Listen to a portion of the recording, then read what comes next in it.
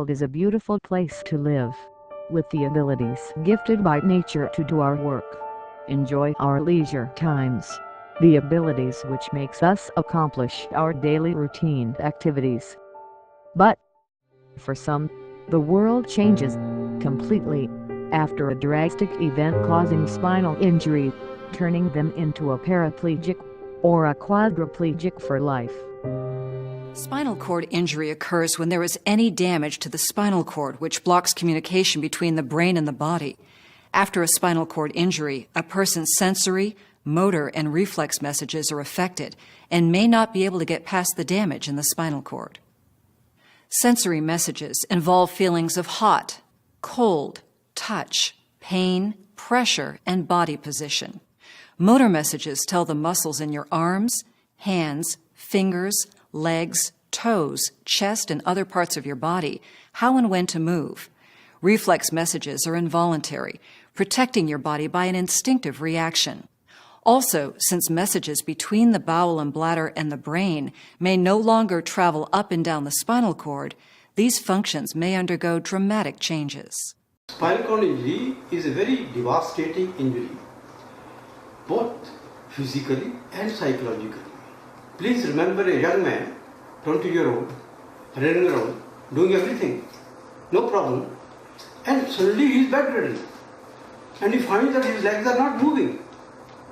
And he also finds that he has no control over his urination and defecation. And this is a shock which he finds very difficult to control. मैं 1994 में 20 महिलाओं को बचाते हुए गंभीर रूप से घायल हुआ था, जिसके कारण मैं पिछले 20 वर्षों से व्हीलचेयर पर हूँ। इंडो पाकिस्तान का वार में मेरे को शेल इंजरी हुआ था मेरा स्पाइनल कॉर्ड में। उस समय मेरा बहुत दुख रहा, लेकिन मैं अभी क्या करूं, मुझे चलना मुश्किल है, तो हमारा छाती के नीचे कोई सेंसेशन नहीं है, उसको क्या करूं करके मेरे दिल में बहुत हुआ था। अभी देखो तकरीबन 39 इयर्स क्रॉस हो गया। अभी मैं काम भी करता हूं, अभी दूसरा आदमी को भी मैं सिखाता हूं। मैं इंटरनेशनल स्पोर्ट्स में भाग लिया, एशियन गेम्स में, कॉमनवेल्थ में, बहुत जगह पर मैं गया, बहुत मेडल मैं जीता, भारत देश के लिए भी जीत के मैं दिखाया। लेकिन आर्मी में सब कुछ है, मैं सिविलियन लोगों को बाहर से जाकर देख रहा हूँ, बहुत मुश्किल से जी रहा है। सच बताता हूँ, लोग अपना बेड सोर, अपना यूरिन इन्फेक्शन होकर बहुत तड़प रहा है, बहुत लोग। ये पता नहीं क्या है, हमारा सिविल सोसाइटी हमको सपोर्ट क्यों नहीं करता। ये थोड़ा से सपोर्ट कर दिया ना, हमारे सिविल सर आदमी लोग भी आगे बढ़ सकता है, उनको भी अपना व्हीलचेयर में बैठ के अपना खुद जीने के लिए मौका मिलता है। मैं कश्मीर से हूँ, मेरा नाम दिलदार अहमद है। एक छोटी से हादसे ने मेरी ज़िंदगी बदल डाली। एक दोस्त ने हाथ खींचा, मैं पीछे की ओर गिर गया। तो जब हॉस्पिटल पहुँचे, वहाँ जाके पता चला कि मुझे स्पाइनल इंजरी हुई है। हमें ये भी नहीं पता थी कि स्पाइनल इंजरी होती क्या है। तो जब मैंने चाहा कि मैं अपनी टांगें हिलाऊँ, मैं कुछ करूँ, मैं पेशाब करूँ, मैं नहीं कर सका, तो सिटन सा में रह गया। तो उसके बाद डॉक्टर ने कहा कि इसका कोई इलाज नहीं है, इसको घर ले जाओ, क्योंकि इतनी अवेयरनेस नहीं थी, ना कोई रेहब सेंटर वहाँ पे था। तो मुझे घर ले गए, बेड पे रखा, और बेड पे रख के मेरी लाइफ कहाँ तक महदूद थी। सुबह चाय ले ली, फिर लंच लिया, लंच के बाद डिनर लिया, तो ऐसी मेरी लाइफ चलती गई। उसमें फिर बेड सोल्स हुए, उसमें पैर टेढ़ा हुआ, उसमें फिर एट्रोफी हुई, मसल स्पास्टी हुई, यूरिन में कंट्रोल चला गया। यूरिन इन्फेक्शन तो फ्रिक्वेंटली होता था, एक बार दवाई खा लो तो इन्फेक्शन ख़त्म होती थी, अगले बार एक दिन बीच में गैप तो अगली बार फिर इन्फेक्शन, फिर कॉन्स्टिपेशन। कि एक रेहब सेंटर नहीं था जो मुझे ये सिखाता है कि अगर आज आप देखोगे जहाँ भी रेहब सेंटर्स हैं, वहाँ 15 दिन में उसको एक पूरा कंप्लीट लाइफ साइकिल बताते हैं कि आपकी लाइफ कैसे चलेगी, आपको क्या करना है, क्या नहीं करना है, कैसे खाना है, हाथ साफ कैसे रहोगे, आप इन्फेक्शन से कैसे बचोगे, आप बेड सोर से कैसे बचोगे।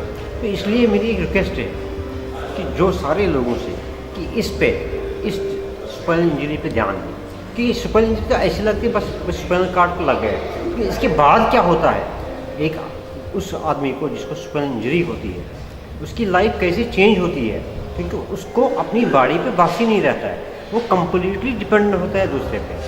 और बदकिस्मती से जो उसके घर वाले होते हैं उन्हें भी स्पाइनल इंजरी पता ही नहीं होती है, उनको भी ये नहीं पता होता कि उसकी बॉडी क्या कर रही है, इसका मेंटल सेटअप कैसे चेंज होता है। तो अगर एक रेहैब सेंटर होगा, एक रेहैब सेंटर में 15 दिन में उसको बिल्कुल कंप्लीट एक सेटअप दे दे, भाई आप नहीं चल सकते हो, लेकिन आपके चलने का मतलब ये नहीं कि आपकी ज़िंदगी ख़त्म हुई, आप फिर भी कर सकते हो, ज़िंदगी चला सकते हो, लेकिन दूसरे तरीके से। इसलिए रेहैब का होना, और इन टाइम ऐसा ना हो कि जैसे मेरे को हुआ, मेरे 8 साल चले गए बेड पे, किसी ने ये नहीं कहा कि आप खुद फिर भी कर सकते हो।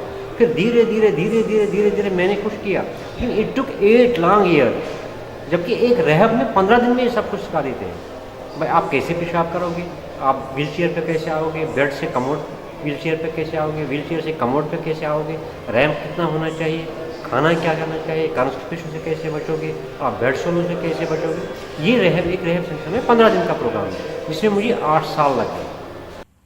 मैं आर्मी कमांडर लेफ्टिनेंट जनरल के सिंह एविएशन बार और उनकी टीम का आभारी हूँ कि उन्होंने एक ऐसे संस्थान साई आसरा ट्रस्ट को ढूंढ निकाला है जो कि इस क्षेत्र में कार्यरत है।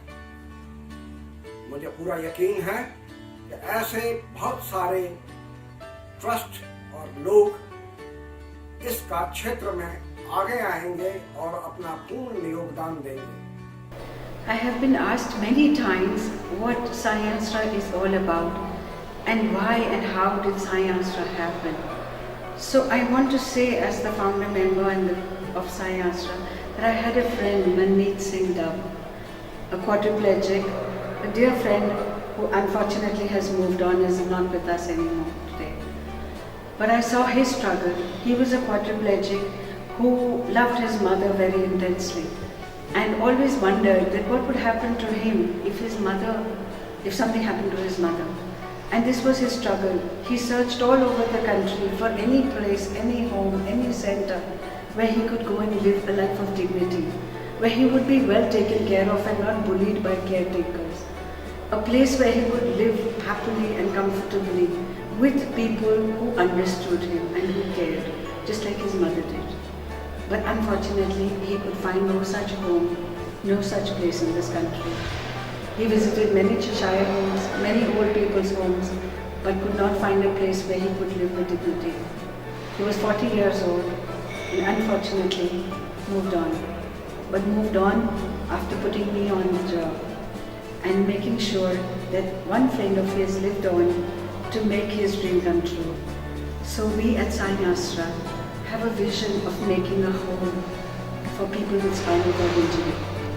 However, this is a very challenging task.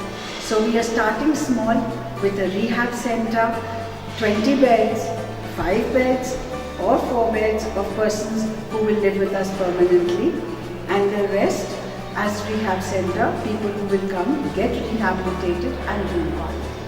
And I hope move on with empowerment, move on knowing that there is a place they can return to and come to for love and for a richer and better life.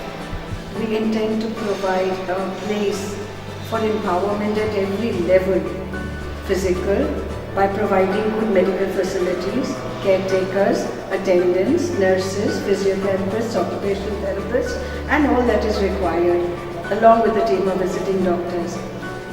On the emotional level, we want to have peer counselors who will handle them with mental level and at the emotional level, telling them that life does not stop after an accident and a spinal cord injury. And we want to tell them that life does move on and they can do whatever they want to do, but just differently. And this is our vision.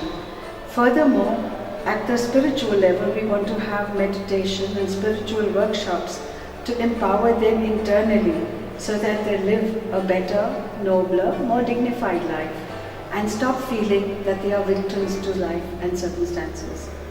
This is the vision of SAI AASRA. And we are starting small today, but hope that tomorrow we can make a full-fledged home and rehab center accommodating all those who require our love and care. Thank you.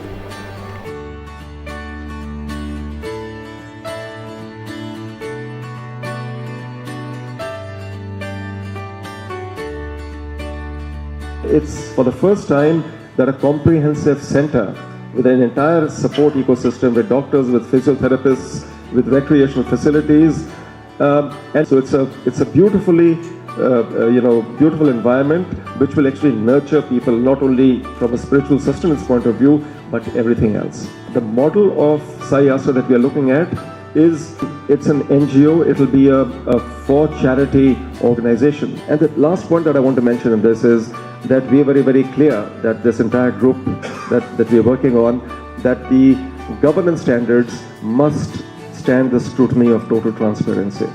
So all expenditures, all incomes, all donations that actually come into this cause will be monitored, will be audited, will be available to anybody who actually wants to see how money is actually being spent. And we'll be very, very happy to open up the books as and when it's required to be done, because that is something that we believe is absolutely important for an institution like this if it needs to create credibility.